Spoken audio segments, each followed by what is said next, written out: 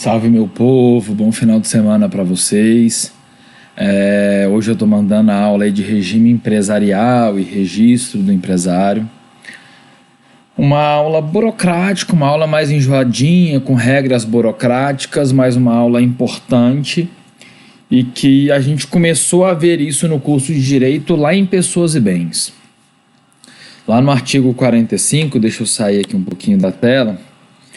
Lá no artigo 45, o Código Civil fala pra gente assim, começa a existência legal das pessoas jurídicas de direito privado com a inscrição do ato constitutivo no respectivo registro. Primeira coisa que a gente tem que se atentar é que é esse ato constitutivo. Na categoria ato constitutivo eu tenho dois grandes grupos assim. O contrato social é utilizado, por exemplo, numa limitada ou até numa sociedade simples. E tenho também o estatuto utilizado na sociedade anônima, utilizado na EIRELI, e os dois são atos constitutivos. São constitutivos por quê? Porque, de acordo com 45, no momento que eu levo esses atos a registro, eu vou constituir uma nova pessoa. Que é isso? Eu vou constituir uma pessoa jurídica. E essa pessoa jurídica tem uma série de direitos, é uma pessoa que ganha e é titular de vários direitos. Inclusive direito a dano moral, por exemplo, já tem súmula do STJ, bonitinho, sobre dano moral da pessoa jurídica, e que é possível. E uma pessoa a gente viu com nome empresarial, uma pessoa ganha um CPF, que é o CNPJ, então ganha uma série de direitos e obrigações também. O mais bacana dessa nova pessoa jurídica é que ela ganha um patrimônio autônomo, um patrimônio distinto das pessoas que a constituíram. Essa pessoa jurídica pode ser constituída tanto por uma única pessoa, como na EIRELI. Agora a gente tem o parágrafo único do 1052 com a possibilidade da sociedade limitada a unipessoal, de uma única pessoa também, quanto de uma sociedade, no caso de uma sociedade limitada. Então, patrimônios distintos, então seus constituintes, que poderão ser pessoas físicas ou jurídicas, então os seus sócios, os seus titulares poderão ser pessoas físicas ou jurídicas, constituindo pessoas jurídicas ou novas pessoas jurídicas, e essas novas pessoas jurídicas com patrimônio e direitos em separado. A questão do patrimônio é o grande atrativo da regularização e do regime empresarial. O patrimônio é responsável pelos débitos daquela pessoa jurídica. E a gente vai ver depois com relação à responsabilidade dos sócios, que a responsabilidade do patrimônio da pessoa jurídica é sempre ilimitada, mas a depender do tipo societário, o patrimônio dos sócios a responsabilidade dos sócios, será limitada ou não limitada. Então a responsabilidade daquela nova pessoa jurídica frente aos seus credores é sempre ilimitada. O 46 segue falando com que o registro precisa, e os demais artigos ali vão seguir um pouquinho falando da constituição da pessoa jurídica, que é lá para trás. Do 45, a gente tem que pular um pouquinho para o 967, que me fala que é obrigatória a inscrição do empresário no registro público de empresas mercantis da respectiva sede, antes do início de sua atividade. Então, como regra geral, a inscrição do empresário é obrigatória antes do início da sua atividade. Aqui a gente tem um problema muito sério de entendimento, de interpretação, e que às vezes o aluno embola um pouquinho. Primeiro a gente tem que lembrar que empresa é atividade organizada para a produção e circulação de bens ou de serviços. Então uma empresa, uma vez que é uma atividade, é um complexo de atos, você não registra, você exerce.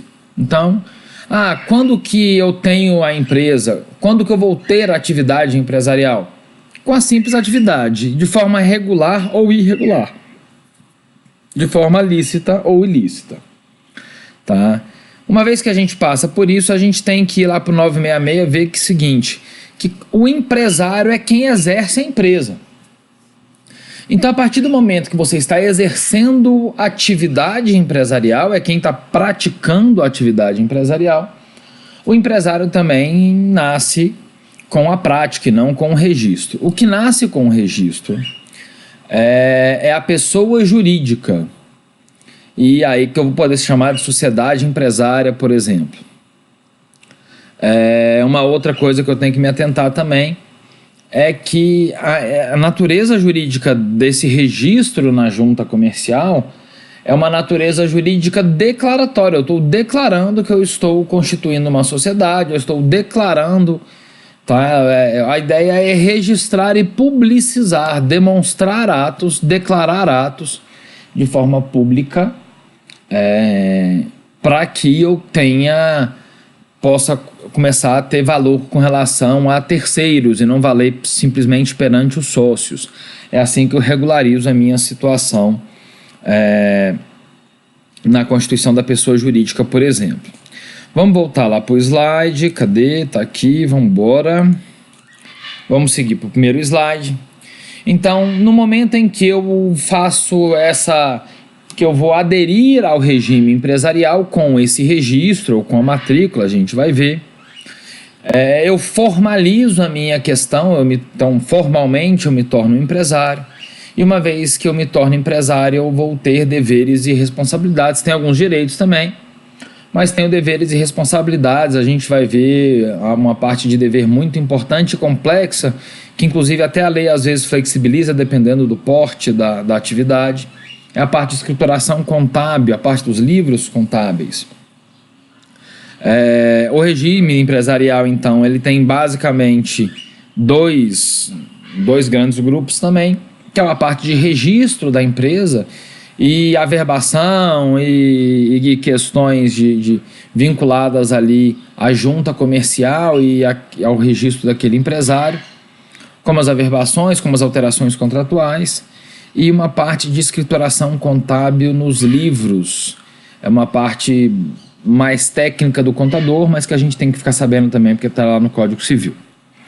O registro empresarial tem como finalidade, então, dar publicidade, uma segurança jurídica, até por isso que esse registro empresarial é feito em um órgão público, para que seja feita isso a público. A gente já viu que a natureza é declaratória, e a ideia é que tenha segurança jurídica e publicidade, valendo então com o registro e com essa publicidade perante terceiros, né? A gente viu inclusive um pouquinho no trespasse dizendo que o contrato de trespasse tem que ser averbado na matrícula também, e tendo a sua eficácia contra terceiros, perante terceiros, com a publicidade. Todos os empresários são obrigados a se registrar, sob pena de serem empresários irregulares, salvo o empresário rural. A lei proporciona isso ao empresário rural. Vamos sair um pouquinho aqui no Código Civil de novo, lá no 971. Me fala que o empresário cuja atividade rural constitua sua principal profissão pode, observadas as formalidades de que tratam o 968, que é a parte do registro, e seus parágrafos, requerer a inscrição no registro público de empresas mercantis, caso em que depois de inscrito ficará equiparado para todos os efeitos ao empresário sujeito a registro. Duas coisas que a gente tem que se atentar. Primeiro, que o empresário cuja atividade rural se constitua sua principal profissão, então ele, como tem natureza declaratória, ele entende também que o cara, sendo registrado ou não, ele é um empresário. Agora, uma vez que esse empresário se registra perante o órgão competente, que é a junta comercial, que é o RPEM, Registro Público de Empresas Mercantis, que a junta comercial faz parte dele, né? É o órgão que faz esse registro, ele se torna um empresário sujeito a registro. O que ele quer dizer com isso? Ele vai aderir a justamente o que a gente estava falando do regime empresarial, com a possibilidade de falência, de recuperação judicial, e uma série de questões contábeis e burocráticas que são distintas também. Voltando aqui ao slide, Os órgãos do sistema, para que a gente está falando de registro o tempo inteiro, aonde que eu vou me registrar? E a depender da natureza da atividade exercida, a gente vai ver que se registra em um local ou em outro. Da parte de registro empresarial, o órgão central é o Departamento Nacional de Registro do Comércio, que está vinculado ao Ministério da Economia agora, né? Agora mudou de nome, e agora é vinculado ao Ministério da Economia. De forma estadual, nós temos as juntas comerciais. As juntas comerciais, elas são órgãos que efetivamente vão fazer o registro público das empresas mercantis. E só tem um problema: como elas são órgãos estaduais, eu tenho às vezes procedimentos distintos para cada estado, e isso é uma burocracia chata para o empresário. Um outro problema também é que essas juntas comerciais conversam mal. Quando elas precisam trocar informações, elas trocam de forma lenta, de forma vagarosa e pouco efetiva. Então a gente não tem um sistema único ali efetivo para que essas juntas adotem um procedimento único e tudo fique registrado num local também. Inclusive é importante a gente se atentar que quando eu tenho filial, eu tenho que registrar no local de matrícula, no local de registro da sede, e vou ter que registrar também em cada localidade daquela filial. Então é mais uma burocracia que poderia ser feita de forma automática se fosse um registro único, né? Com relação ao foro competente para tratar de assuntos ligados à junta comercial, se você tiver algum problema com a junta comercial na hora de registrar, o que é que você pode fazer? O STJ já decidiu que se a matéria for empresarial, se o cunho for de matéria empresarial, é da Justiça Federal, porque é competência da Justiça Federal tratar desses assuntos. Agora, se a matéria for administrativa interna da junta comercial, como a junta comercial é um órgão estadual, então o STJ entendeu que a competência da Justiça Estadual também. Vamos agora aos atos de registro das empresas. Esses atos de registro, como que eu levo essas informações para esse registro público, que é o Registro Público de Empresas Mercantis. Essa matrícula é obrigatória, a matrícula para pessoas que exercem, profissionais autônomos ali, liberais, que vão exercer, por exemplo, os leiloeiros, tradutores públicos, intérpretes comerciais, precisam estar matriculados ordinariamente na junta comercial. Tradutores, por exemplo, os tradutores juramentados ficam registrados na junta comercial. O arquivamento ele serve para atos de exercício empresarial, como o arquivamento da inscrição dos empresários. Aqui tem uma coisa interessante. A gente vai ver que na sociedade simples, aquelas sociedades não empresariais, sociedade simples gênero, onde eu exerço atividade intelectual, científica, artística ou literária, elas são registradas no cartório de registro de pessoas jurídicas, no cartório de registro civil, um cartório estatal desses que a gente vê aqui em Brasília, por exemplo, na Asa Sul ali, eu cumulo, na verdade, aqui em Brasília, registro de pessoas naturais ou pessoas físicas e registro de pessoas jurídicas. Então, tendo a 504 ali, por exemplo, eu tenho, acho que um cartório antigo de registro de pessoas naturais e pessoas jurídicas. Dentro do Venâncio 2000 também tem o Marcelo Ribas, que é antigo pra caramba, que faz os dois registros. A cooperativa, apesar de ser sempre uma sociedade não empresária, ela, por disposição da lei específica, da Lei de Cooperativas de 71, ela fica estabelecida que as cooperativas devem ser registradas na junta comercial. Isso é uma pegadinha e vez ou outra o examinador gosta de cobrar, tá? É obrigatório antes do exercício da atividade. No empresário rural a gente viu que a lei oportuniza ele a se registrar ou não. Ele pode exercer a sua atividade registrado e participando do regime empresarial ou não.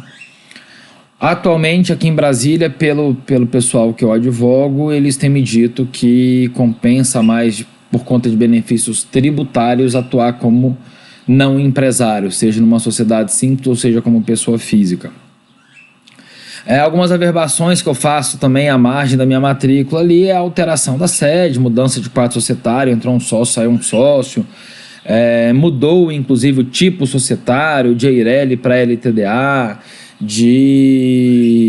eu sou um empresário, um MEI, um microempreendedor individual e agora quero virar empresário individual e depois subir, quero virar uma Eireli, agora uma sociedade limitada no pessoal e depois virar uma limitada. Eu posso fazer todas essas alterações sem problema nenhum na junta comercial. Baixando um pouquinho.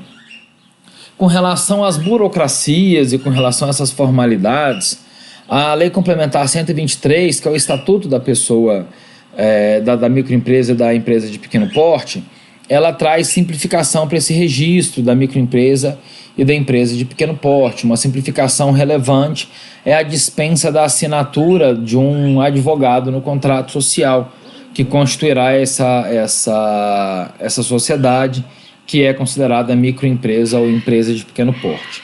A gente já viu que o MEI pode ter faturamento até 81 mil anual, a microempresa pode ter faturamento de até 360 mil no ano, e a empresa de pequeno porte ela pode ter faturamento de até 4.800.000 naquele ano fiscal. Elas ganham uma série de benefícios, a Lei Complementar traz uma série de benefícios, inclusive com relação a licitações, para estimular e para poder tentar dar um equilíbrio para o pequeno empresário, tentar de alguma forma concorrer com o grande empresário de uma forma mais equitativa. Um outro caso que tem que ser registrado na junta comercial é a emissão de debêntures, que são títulos de crédito, para angariar fundos aí para aquela empresa. Aqui uma coisa interessante que cai muito. Como que eu faço esse arquivamento, né? Então eu faço um ato constitutivo no escritório do advogado, dentro da sede social da empresa, eu altero o meu contrato social de forma... Não é igual uma escritura que eu vou lá e faço a escritura lá. Não, eu altero o meu contrato social na sede da empresa, por exemplo, e levo para registro. Então é um contrato pessoal, um contrato privado, não é uma escritura pública, e que eu levo a registro. Já que eu tenho que levar a registro, tem uma coisa interessante. Se eu levo em até 30 dias da assinatura daquele contrato social, daquela alteração do contrato social, esse registro tem efeito retroativo, retornando à data da assinatura do contrato. Vamos imaginar então. Se eu assinei o meu contrato no dia 1º de maio e levei lá no dia 20 de maio para registro na junta comercial, a junta comercial vai registrar esse ato, esse meu contrato, essa alteração do contrato social, retroativamente a 1º de maio, que foi quando eu assinei fora lá no meu escritório, bonitinho, eu assinei aquilo. Agora, se eu extrapolar o prazo de 30 dias, a data do registro vai ser a partir do despacho admitindo e aceitando ali aquele registro. Então não retroage, os efeitos serão pró-futuros, do registro em diante. Isso às vezes parece uma bobeira, mas é super importante para a responsabilidade, para alguns efeitos do contrato social, por exemplo. A gente tem que lembrar que as juntas comerciais, que é quem fazem o registro público das empresas mercantis, elas não fazem controle de mérito dos atos registrados. Então elas não querem saber, aquela transferência de cotas sociais está estranha, aquela transferência de cotas sociais está irregular porque o cara está dizendo que está vendendo por um preço, mas vale muito mais. Eles não fazem essa valoração. Eles simplesmente zelam, com uma ideia de segurança jurídica e publicidade, ao registro público de empresas mercantis, zela simplesmente pela formalidade. Se todas as formalidades forem atendidas, ela vai registrar sem adentrar no mérito. Um outro ponto interessante que a gente tem que se atentar também é que se em 10 anos eu não arquivar nada no registro público, automaticamente eles vão cancelar a inscrição do empresário. Eles entendem que se você não fez nenhuma alteração no prazo de 10 anos, essa pessoa jurídica está inativa, não está sendo utilizada, eles vão cancelar. O que antes é óbvio que eles têm que notificar, eles vão notificar e dar uma oportunidade para você se manifestar, dizendo que não registrei nada em 10 anos, não arquivei nada em 10 anos, mas eu tô ativo aqui. Então tem essa possibilidade. Gosta muito de cair isso, viu?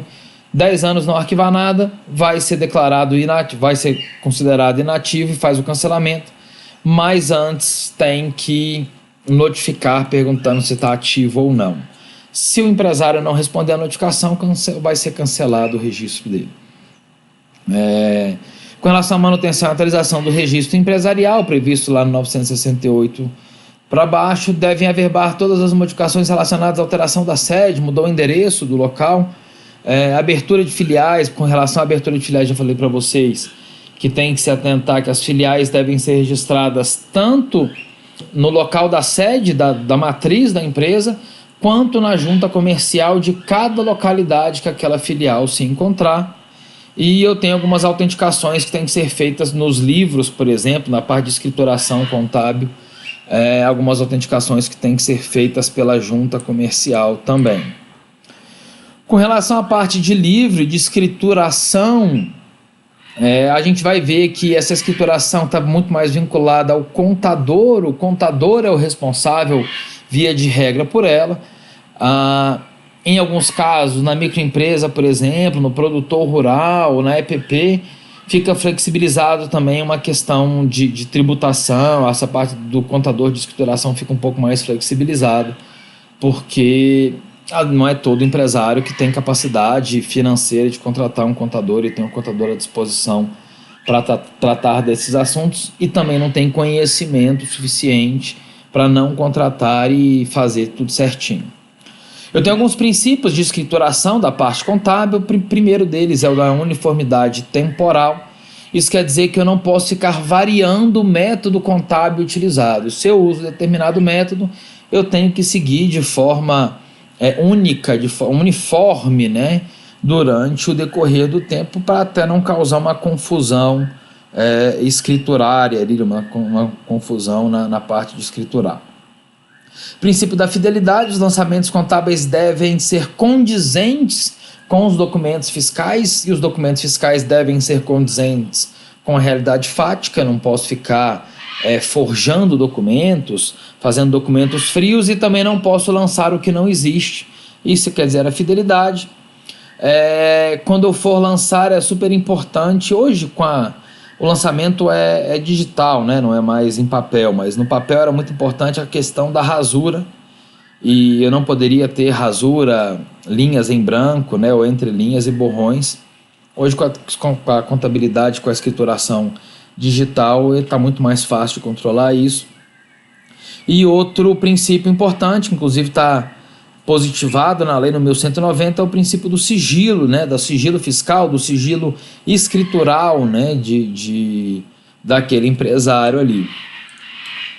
Com relação aos livros, eu tenho que me atentar aonde eu vou registrar, aonde eu vou escriturar. Os livros é isso, né?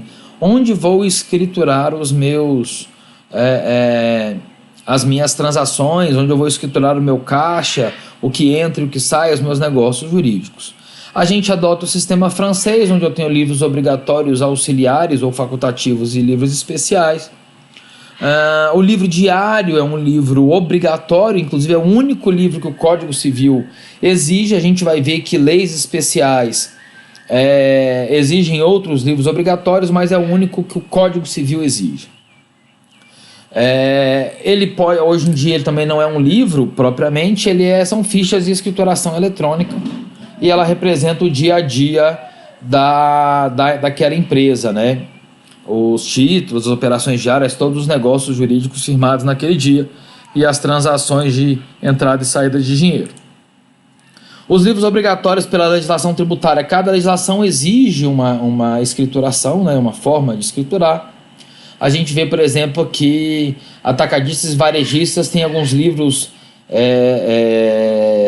que são obrigatórios, como o livro de registro de entrada e saída, registro de utilização de documentos fiscais, registro de ICMS. Cada tipo societário ou cada atividade desenvolvida vai exigir um tipo, um livro específico para registrar essas transações aí, e a parte fiscal tributária é importante. A legislação trabalhista exige também o livro de registro de empregados. Então, primeira coisa que uma fiscalização do trabalho pede é justamente esse livro, para ver se todos os empregados estão ali registrados bonitinho, todo mundo que está trabalhando efetivamente está registrado no livro. O tipo societário, sociedade anônima, ele tem uma burocracia maior, E a gente vai ver que tem uma gama de livros maiores também. Está regido pela 6.404. Todos esses livros que vocês estão vendo aí na tela são obrigatórios nas SAs. Alguns livros facultativos, então cabe ao empresário escolher ou não. E os especiais, a gente vai ver que algumas atividades especiais exigem esses livros. O livro Razão, que é um livro diário, assim, é obrigatório para quando eu tenho lucro real, porque ele tem que contabilizar tudo que entra e tudo que sai bonitinho. Livro Caixa é obrigatório para quando eu sou aderente do Simples Nacional, no caso das microempresas e empresas de pequeno porte. Então, para esse pessoal vai ser obrigatório o livro Caixa. O livro de obrigação de pagar e receber, livro protocolo, são livros facultativos. Livros especiais, então, o que os torna especial é a vinculação a uma atividade, tá? Livro de registro de duplicatas, quando emite duplicata tem que ter registrado bonitinho num livro. Basicamente, hoje em dia, quem faz isso é o banco, que emite e faz todo esse registro. Livro de balancetes diários e balanços nos bancos, então os bancos têm que ter esse livro, a atividade bancária exige. Nos armazéns gerais, livro de entrada e saída das mercadorias é a atividade que exige também. Esses livros de escrituração fazem prova perante terceiros, então, até porque tem fé pública, então fazem prova perante terceiros, e a sua exibição integral, até por conta do princípio do sigilo, só pode ser feita por ordem judicial. A junta comercial não vai abrir os livros para qualquer pessoa, e o empresário também, via de regra, não é obrigado a abrir os livros para qualquer pessoa, a não ser por uma ordem judicial, e em caso de fiscalização tributária, de fiscalização de imposto da autoridade fazendária, eles também têm o poder de exigir a apresentação dos livros para que possam fiscalizar, ver se aquele empresário não está sonegando nada, não está cometendo nenhuma irregularidade tributária nas obrigações principais e acessórias. O empresário é obrigado a guardar esses livros. Qual que é o período? O período prescricional daquela obrigação. Via de regra, a gente vê que o empresário tem guardado aí por 10 anos, normalmente, que é o período de prescrição geral do Código Civil. Eu recomendo sempre aos meus clientes que guarde por pelo menos 10 anos, justamente por conta do 205 do Código Civil. Uma vez por ano, é obrigado a apresentar o balanço patrimonial. Esse balanço patrimonial é um resumo das atividades empresariais do ano, das atividades comerciais do ano. O pequeno empresário, pelo 1179, tem esse benefício, lembra da ME e da EPP, tem esse benefício, fica dispensado de apresentar esse balanço patrimonial como parte de flexibilizar e na tentativa de não onerar demais o pequeno empresário com a contratação de um contador e essa burocracia difícil. Esse balanço é uma exposição da situação real do empresário, ela é um resumão da situação do empresário, como que ele chegou ao final daquele ano, né, chegou ao final do ano fiscal, qual que é a real situação dele financeira, por exemplo. Então, bens, direitos, ativos e passivos, para apuração do patrimônio líquido, ver se ele teve prejuízo ou não, ver se ele teve lucro, qual foi o lucro, e inclusive a destinação daquele lucro. Se é uma sociedade anônima, a gente ainda tem mais requisitos, tem que ter uma auditoria daquelas registradas na Comissão de Valores Mobiliários, é uma exigência, e também eu tenho que ter uma auditoria externa, né, uma auditoria independente, no mesmo caso da sociedade anônima, para qualquer tipo societário que tenha um ativo total superior a 240 milhões ou receita bruta anual a 300 milhões, são duas coisas distintas. Ativo total são os bens e direitos, né, que compõem o patrimônio daquela empresa, daquela sociedade. Se forem superiores a 240 milhões, pela vultosidade do patrimônio, tem que ter uma auditoria externa. Ou então, se não tiver 240 milhões de patrimônio, mas teve de receita bruta anual, ele faturou ali 300 milhões por ano, a vultosidade também é um faturamento muito grande, é uma movimentação de dinheiro muito grande.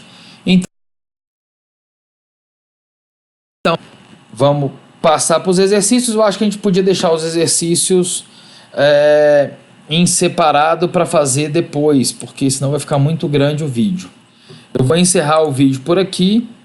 Ele já está com 30 minutos já, tá grandinho. E eu acho que é isso que eu tenho. Qualquer coisa que vocês tenham de dúvida ou a complementar, eu acho que o grupo do WhatsApp é o melhor local para a gente continuar se comunicando. E bons estudos, façam os exercícios que estão no slide.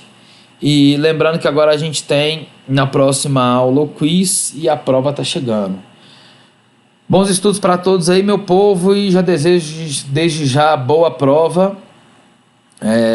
Qualquer dúvida, estou à disposição. Um abraço.